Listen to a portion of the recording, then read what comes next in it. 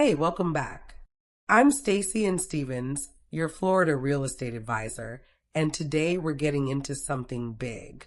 We're talking about one of the hottest investment plays in the world right now, buying a short-term rental property right here in Florida. I'm going to walk you through why Florida keeps pulling international money like a magnet, how you can actually get a U.S. mortgage. Yes, even if you have zero U.S. credit history. And the tax moves you absolutely have to know before you buy a single property. Let's go. Here's a number I want you to sit with for a second. $56 billion. That's how much foreign buyers put into U.S. real estate in just the past year. And the biggest piece of that? A full 21% went to one state, Florida. Not New York. Not California. Florida. So what does that actually mean for you? It means there's a window open right now, and the people walking through it aren't just millionaires. They're investors who found a simple, elegant strategy. Own a vacation home in Florida, enjoy it with your family when you want, and let it earn you thousands of dollars a month the rest of the time. That's not a fantasy. That's what we're breaking down today. The reason Florida works isn't complicated. It's tourism, and it never stops. The theme parks, the beaches, the weather. Florida had nearly 143 million visitors last year. 143 million people who needed somewhere to sleep that wasn't a hotel room. That's your renter pool. And it refills itself every single year. Now here's where most international buyers hit a wall, or think they hit a wall. I don't have a U.S. Social Security number. I don't have a U.S. credit score. Can I even get a loan? Yes. 1,000 times, yes. I work with foreign national buyers regularly, and this comes up every time. You're financially solid in your home country, but in the U.S. banking system, you basically don't exist yet. And that used to feel like a dead end.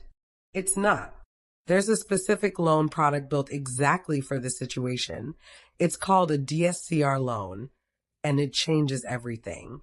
DSCR stands for Debt Service Coverage Ratio. But here's what matters in plain English. The lender doesn't care about your personal income or your U.S. credit history. The only question they're asking is, will this property generate enough rent to cover its own mortgage? If the answer is yes, you can get the loan. Here's the 3-step version. 1. You find a strong property in a high-demand rental area. 2. The lender pulls rental income projections using data from services like Airbnb to confirm the numbers work. 3. You bring a down payment, typically 25 to 30%, and your passport.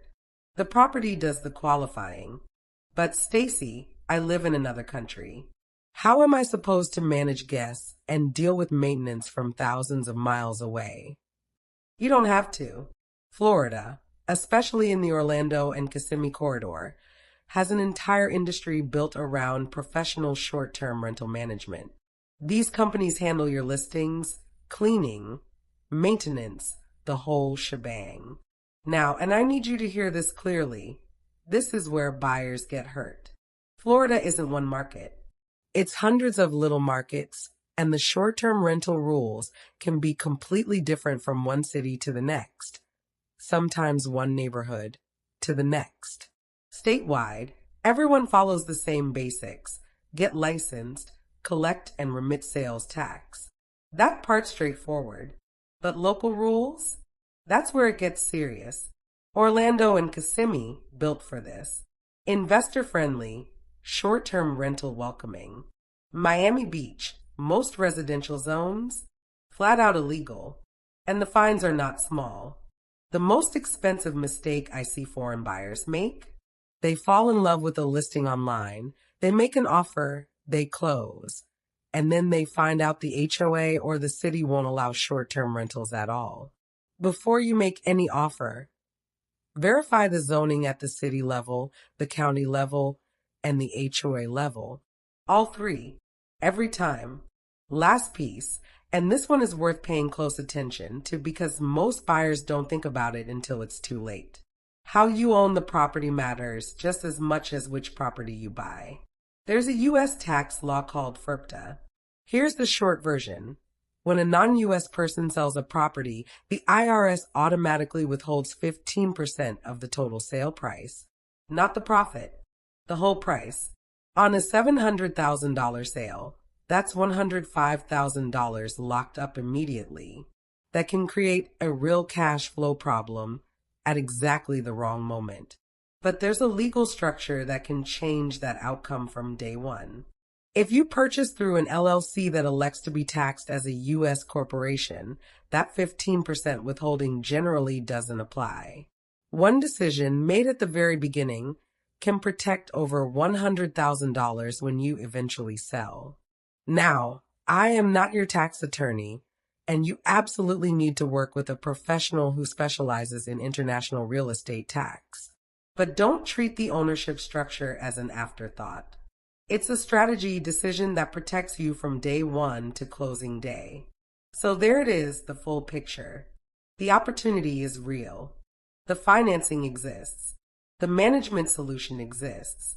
And the legal framework, when you do it right, protects everything you're building. The one question I want you to walk away thinking about: what does your exit look like? Because the investors who do this well, they know the answer before they ever sign a contract. If you're ready to explore what this could look like for you, I'm here. Drop a comment, send me a message, or book a call.